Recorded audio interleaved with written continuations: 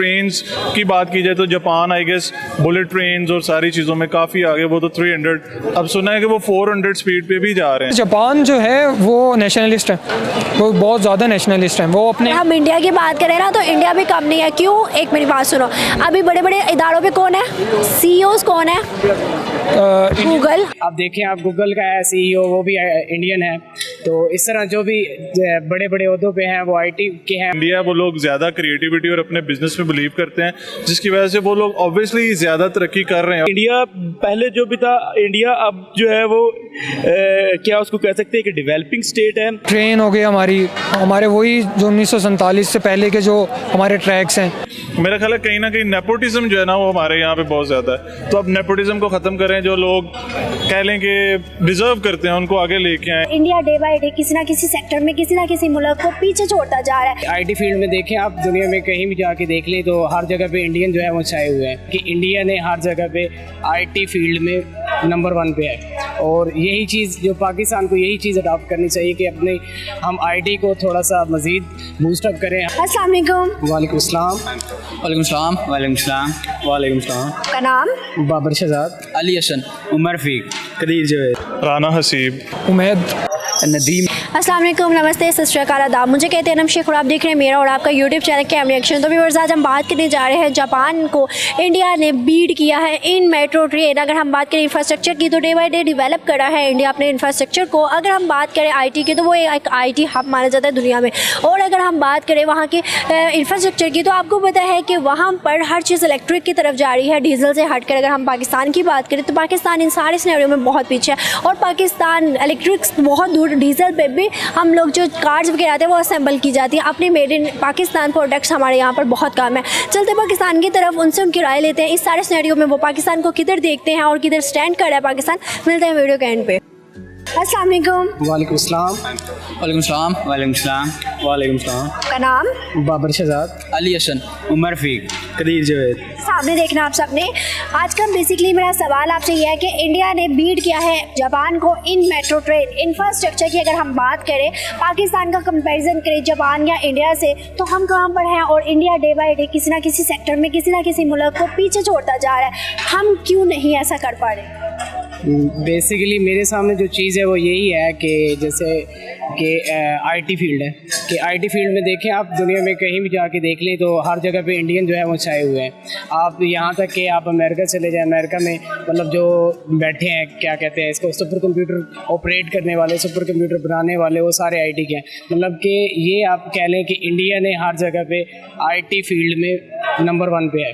और यही चीज़ जो पाकिस्तान को यही चीज़ अडॉप्ट करनी चाहिए कि अपने हम आईटी को थोड़ा सा मज़ीद बूस्टअप करें, हम मज़ीद इंफ्रास्ट्रक्चर की तरफ जाएं, हम मज़ीद अपनी मतलब जो एजुकेशन सेक्टर है, ख़ास तौर पे आईटी का है, इसको मज़ीद ग्रो करें ताकि कल को आने वाले वक्तों में हम भी इन चीज़ों पे पहुँचें।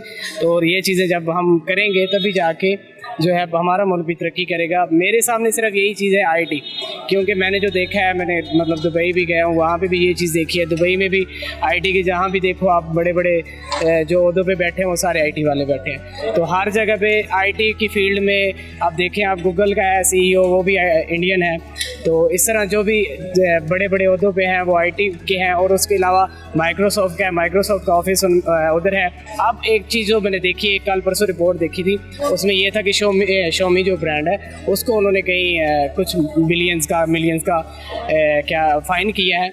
तो वो अगर सुनने में आया है कि पाकिस्तान में आ रही, अगर ऐसी कंपनी जो वहाँ से वो जो छोड़ रहे हैं या छोड़ना चाहते हैं, पाकिस्तान को चाहिए उन कंपनीज को अपने पास लेके आए, उनको दावत दे, उनको मतलब जितनी फैसिलिटीज़ होनी चाहिए वो उन्हें प्रोवाइड करें।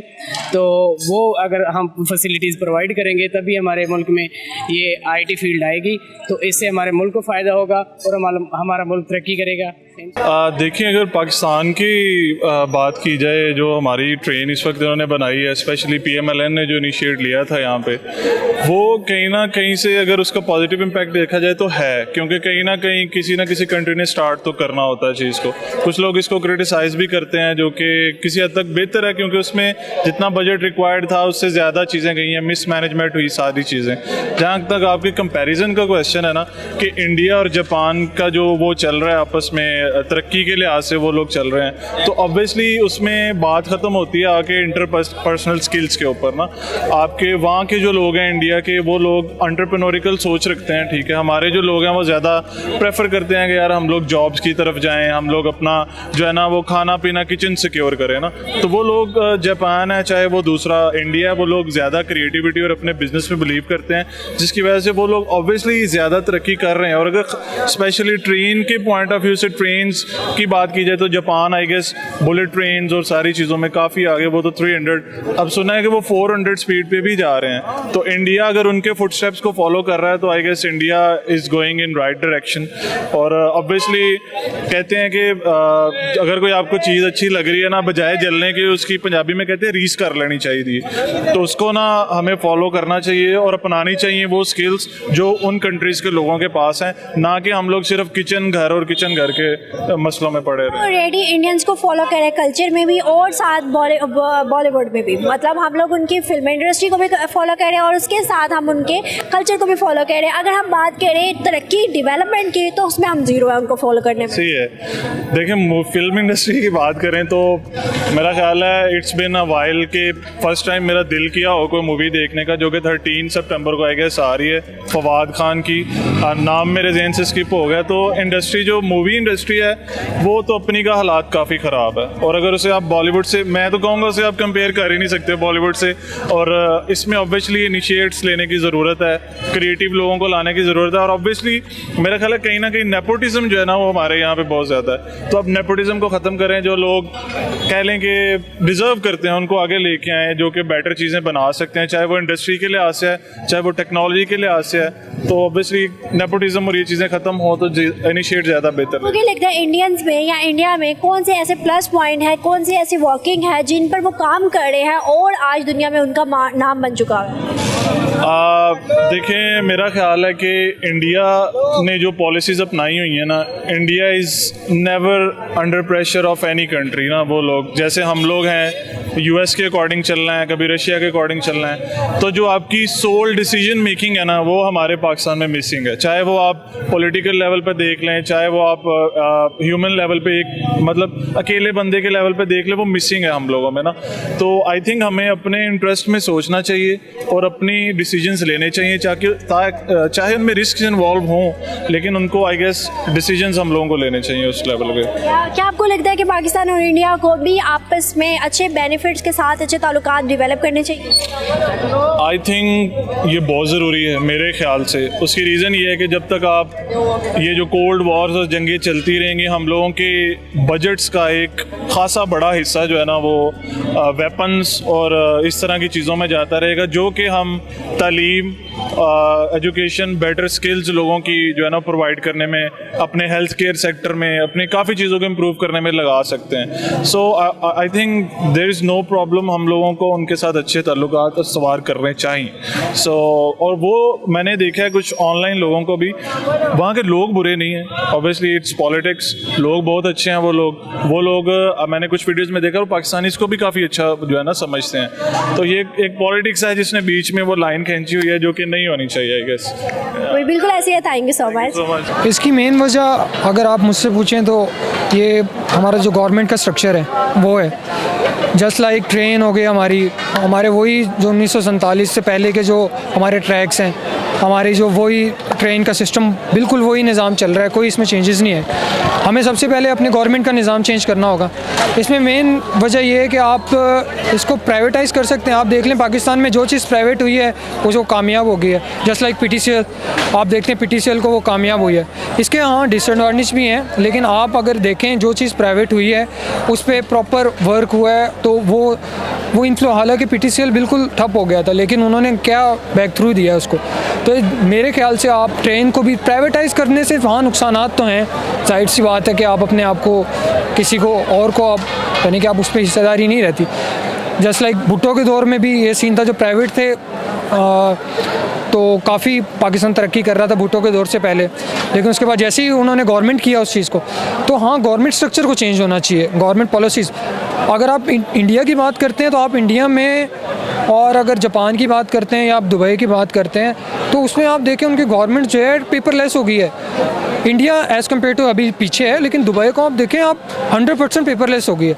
मतलब जब जितने कम पेपरलेस काम होंगे उतना ही रिश्वत का, उतना ही ये जो होते हैं काम डिले का, उतना ही लोगों से तरले करने का होता है। जैसे अभी दुबई जो है वो भी अप्रोच करे इंडिया को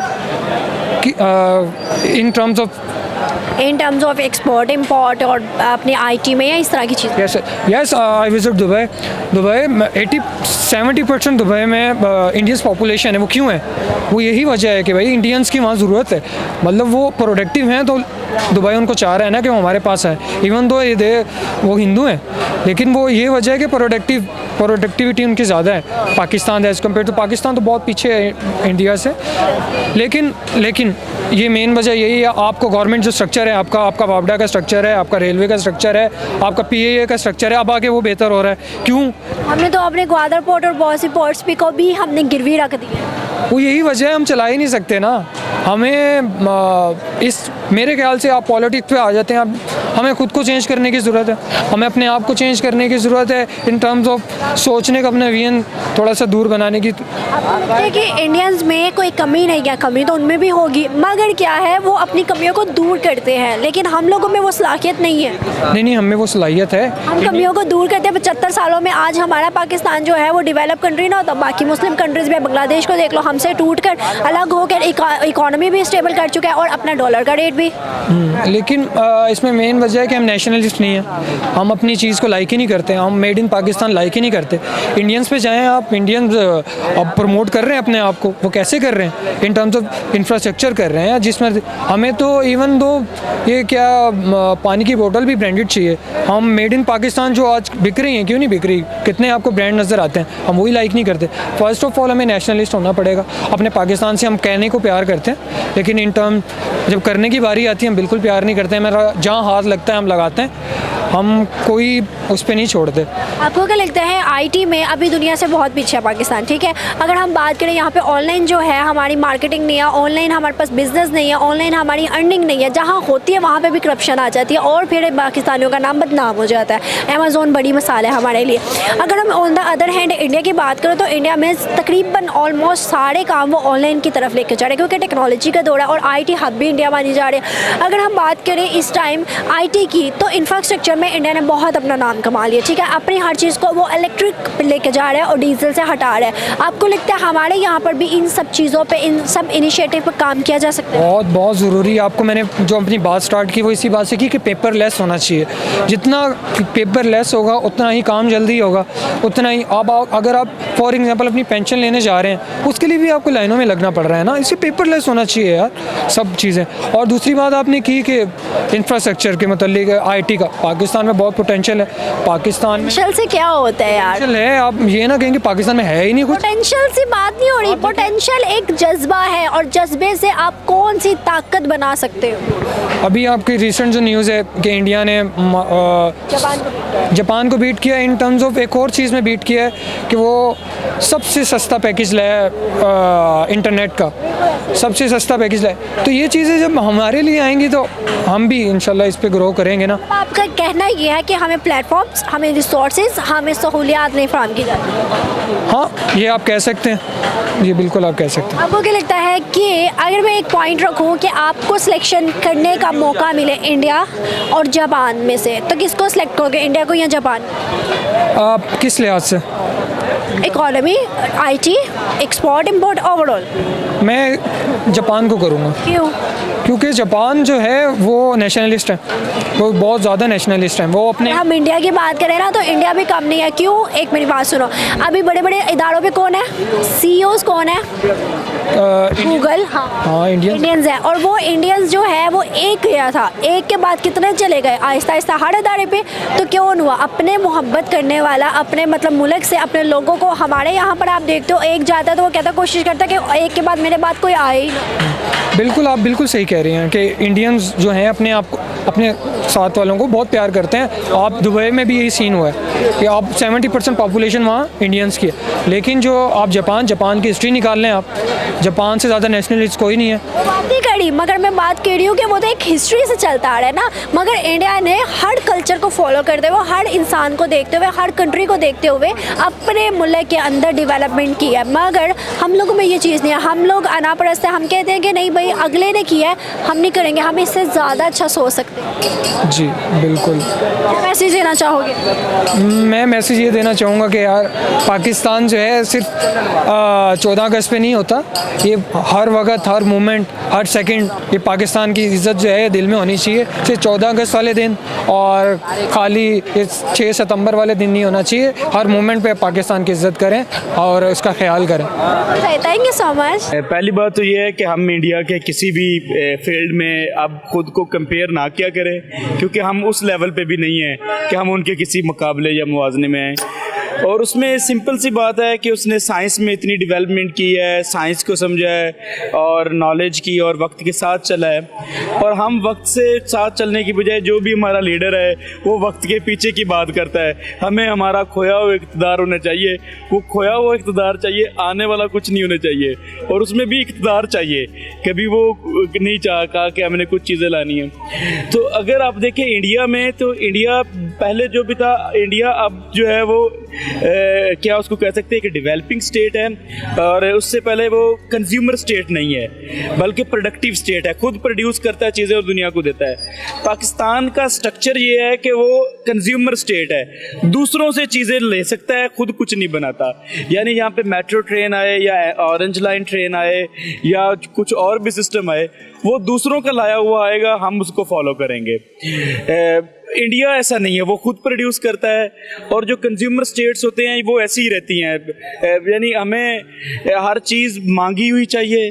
कभी हमें तुर्की बतौर बाप चाहिए, कभी हमें चाइना बतौर बाप चाहिए, कभी अमेरिका बतौर बाप। तो हम बेसिकली ले पालक बचे हैं, या यूँ कह सकते हैं कि किसी की मतलब जो है ना औलाद बनने को तैयार है। ऐसे ही है सर। अगर हम बात करें इंडिया की, तो आपने कहा है कि डे बाय डे तो वो डेवलप कर ही रही है, ठीक है। अगर हम बात करें इंफ्रास्ट्रक्चर की, तो इस टाइम दुनिया में जितने भी मुस्लिम है या नॉन मुस्लिम कंट्रीज है वो सब इंडिया को प्रेफरेंस दे रहे हैं और इन्वेस्ट करना पसंद कर रहे हैं। आपको लगता है कि 75 सालों में इंडिया ने अपनी आईटी और इंफ्रास्ट्रक्चर में बहुत काम किया, 75 साल बाद क्या पाकिस्तान इस सारी चीज़ों में स्टैंड कर पाएगा?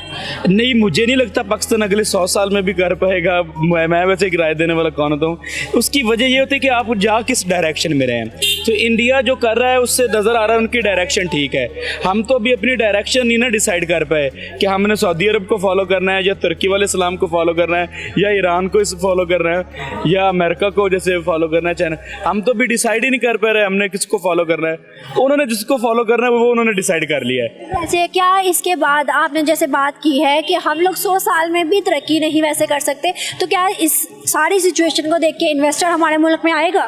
जी बिल्कुल नहीं आएगा, क्योंकि जो इन्वेस्टर आता है डेफिनेटली वो मशवरा करके आता है वहाँ के लोकल लोगों से, या उधर से वो बेहतरीन माइंड्स जो होते हैं बिजनेस के, जो उनसे करके डील करके आते हैं। तो बिल्कुल नहीं लगता कि कोई अच्छा पॉजिटिव इन्वेस्टर आएगा। हाँ, कब्जा माफिया तो के लिए तो ये बेहतरीन जगह है। क्या आपको लगता है कि इंडिया और पाकिस्तान का भी कोई अच्छा फ्यूचर होना चाहिए? क्या हमें भी कंडक्ट करना चाहिए कि एक दूसरे को तस्लीम करना चाहिए? जी इससे बड़ी क्या बात है किसी को तस्लीम करने की कि जी मैं ये कहूँ कि मैं इंडिया को नहीं मानता, तो ये भी तो मैं तस्लीम ही कर रहा हूँ कि इंडिया एक स्टेट है जिसको मैं नहीं मानता, तो ये भी तो मैं तस्लीम ही कर रहा हूँ। तो इससे बड़ी क्या बात है कि मैं अपनी ज़ात की नफी करूँ, जब ये जिसको मैं होते हुए नहीं मानता तो उससे बेहतर है कि उसको होते हुए मान लूँ। तो फिर हमारा आपस में सब तकरीबन सब सेम है। हम अपने पास बैठे हुए KPK के किसी हीरो का नाम नहीं बता सकते, या किसी इंडिया में आज भी जो कुछ होता है हमें पता होता है, क्योंकि हम आखिरकार तो एक चीज़ हैं और हम इंडियंस हैं, उसको नहीं मानना, हम सऊदी हैं ये मान लेना। बिल्कुल ऐसा ही है। बहुत अच्छा लगा, thank you so much. Hope so viewers कि आपको वीडियो पसंद आई होगी। अगर आपको हमारी वीडियो पसंद आई तो हमारे चैनल को सब्सक्राइब करके बेल आइकन का बटन दबा के शेयर करना ना भूलिएगा। इसी के साथ मुझे दे इजाज़त, लेकिन जाने से पहले मुझे कमेंट में बताइएगा अगर आप कोई भी टॉपिक सजेस्ट करते हैं तो मैं वीडियो ज़रूर बनाऊँगी। तब तक के लिए अल्लाह हाफिज़।